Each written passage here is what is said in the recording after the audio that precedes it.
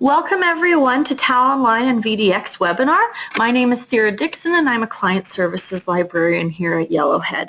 If you have any questions, please feel free to type them in on the side box of your GoToWebinar screen, and I will check the questions throughout as well. If you want to ask questions at the end, you can do so as well.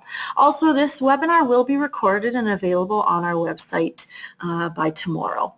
But let's get started. So the first half is going to be similar to the last 2 weeks webinars, and then we'll go into VDX afterwards and show you kind of the steps for when you actually have an item in hand. But first, let's briefly talk about the differences between TrackPack, Me Libraries, and TALonline. So a patron would first check TrackPack for something, and that's accessing all of the items that are actually in Polaris, so all of the track libraries. If they wanted to physically go to a library in Alberta that's not part of TRACK, they would be using their Me Libraries card for that. And if they actually want a book from a library outside of TRACK but don't want to physically go there, they would be using TALonline to find the items. So to get to TALonline, the website is talonline.ca, and then you can see the website here. And I was briefly going to just go right to searching for an item we know we don't have in TRACK, but since the last time we did the webinar, there has been an update. Before, it was very hard to tell if an item was available in TRACK first, and really when you're helping a patron, you should always check TRACK first and then go to TALonline, but sometimes patrons feel comfortable using TALonline on their own and they've used it a number of times and they'll just go right to here. And before, it was very hard to tell if TRACK had something, and so what was happening is a lot of holds were being placed for items that TRACK had, and then we'd have to cancel it in VDX, let the library know, have the library place the hold in TRACK instead, and cancel the VDX hold. There's still a couple of glitches. Sometimes when you're searching, TRACK does have it and it's not showing up, but for the most part, when you search for something, and I'll just do something I know that TRACK has, I'll just show you briefly. Okay, so we'll just scroll down. So Dogged Pursuit by Robert Rohde, there's 2 bib records. I believe it's this one that has a TRACK item attached to it. And now when you look, you will see TRACK libraries are listed. So here it says Grand Prairie Public Library. So if I tried to request it and I chose a library in TRACK,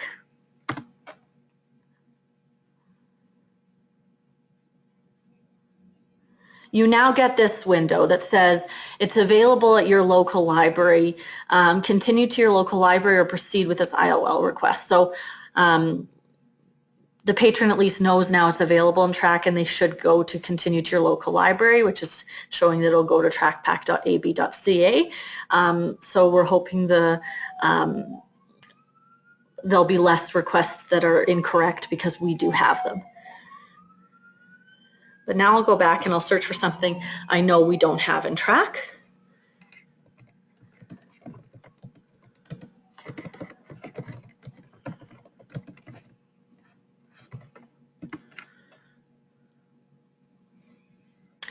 And we're looking for 6 Years at the Russian Court by M. Eager.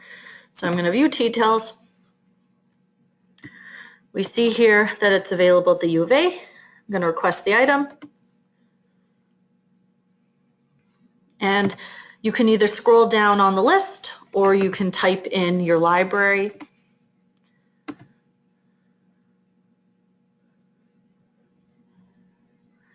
And then you would type in your barcode.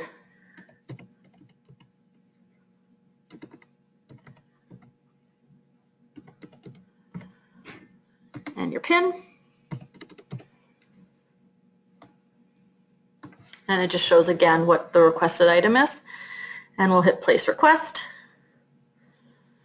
And it's letting me know my patron information. I can change the pickup location if I wanted. If I want to add any comments, you can. So Comments are really useful if you want a book by or an item by a specific time period, and if it's past that time period you don't want it.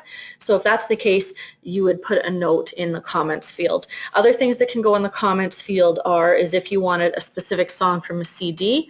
If you're requesting a CD, you can just put that in the comments, I needed this specific song. If it's not on it, you can cancel the hold, and that way the library can see that and decide or check to see if that song is actually on it, and then they won't fulfill the request for you. But it's always good if you have certain parameters that you need to follow to put them in the comments just to give us more information.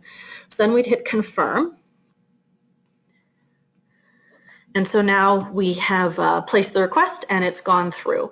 So if we were doing this in the library, some libraries like to keep track, and so then they would print this and just keep them for their record. So just a couple of things before we actually go into VDX. If you can't find something in Track and TALonline, it doesn't mean you can't get it. We just might have to look outside of Alberta. So if that's the case, if you can send us an email at query@yrl.ab.ca, we can take a look for you and just give us as much information as possible. Also, anything you request from TALonline should not cost money. And if you have any article requests that you're looking for, you can't see the details of articles within journals in TALonline now. So if you need an article request, send an email to query@yrl.ab.ca. But now let's actually go into VDX. So let's say it's been about a month and this item, 6 years at the Russian court, comes to our library and we have the item in hand. So what do we need to do? So what we would do is we would go to the VDX web gateway, and we do have the link on our website as well under Services, ILL, Services Interlibrary Loan. Oh, and finally loaded. And you could just click on VDX. There's also a VDX manual if you want to do more with VDX. If that's the case, though, I would definitely recommend attending next week's webinar and talking to Josie about signing up for that one. But if you're just using VDX to find out who the item in hand belongs to, or to say that you're sending it back, then this has enough information for you. So but again, the URL is alberta.vdxhost.com. So we would just go to login, and if you're not sure what your login is, you can send me an email afterwards. Oh, I see I have a question. 1 second.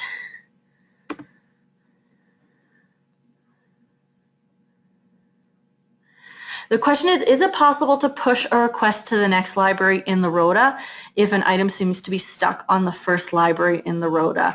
That's a good question. That's a bit more for the more intensive session for next week, but I will investigate and I will get back to you. But that would definitely be answered next week.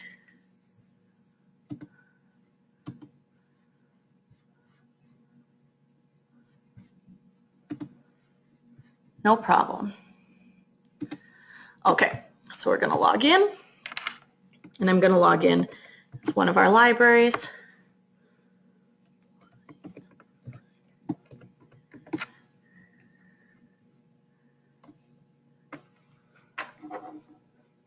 And then we'll hit login. So again, we're pretending that we have 6 days at the Russian court in hand, and we just want to find out who we're giving it to in our library, which of our patrons requested this. So all you need to do once you've logged in is go under other fields, title, author, keyword, and then you're just going to type in the title that you have in hand.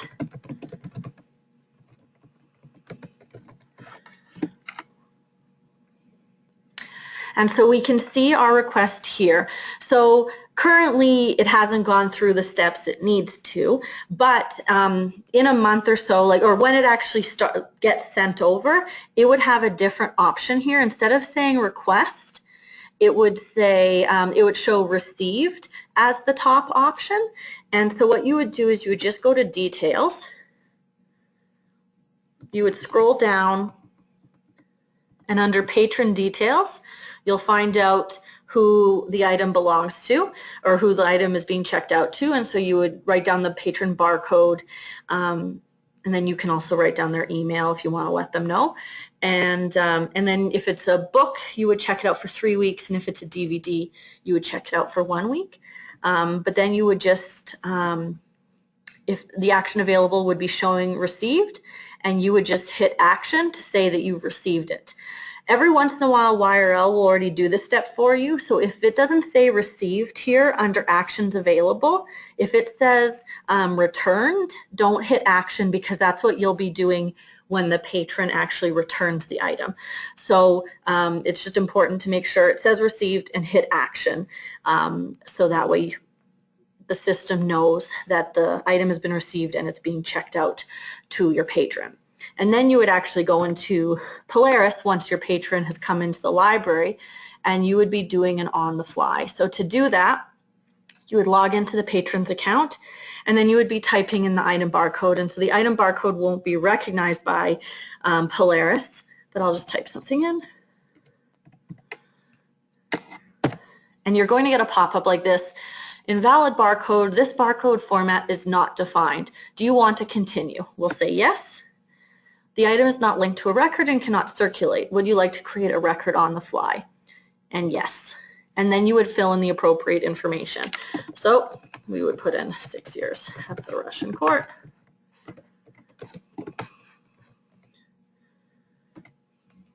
Eager. I always like adding OTF. Set OTF block is checked, which we want. Then you would just, if you want to change any of these loan periods, you can, but 21 days is the most you should be lending out a book. But if you wanted to make it shorter, you can do that if the patron didn't want it for as long. And then you would just hit OK, and then it checks the item out for the patron as an on the fly. And then when it gets checked back in, the on the fly does get deleted. And so when the patron does return the item, you would just do the exact same search. You would just go back into title under other fields. You would type in 6 years at the Russian court again. Hit search. And this time, instead of it saying received here, it should say returned.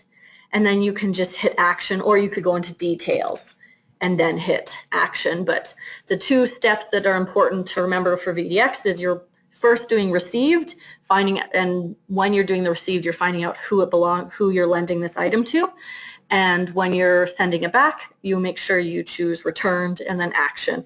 And those are the basic steps for VDX. If you want to do more in VDX, I definitely recommend signing up for next week's webinar. And if you haven't already, you can send me or Josie an email after this webinar, and we can sign you up, because this is the very basics with VDX if you just kind of want to know what to do with the items in hand. Are there any questions?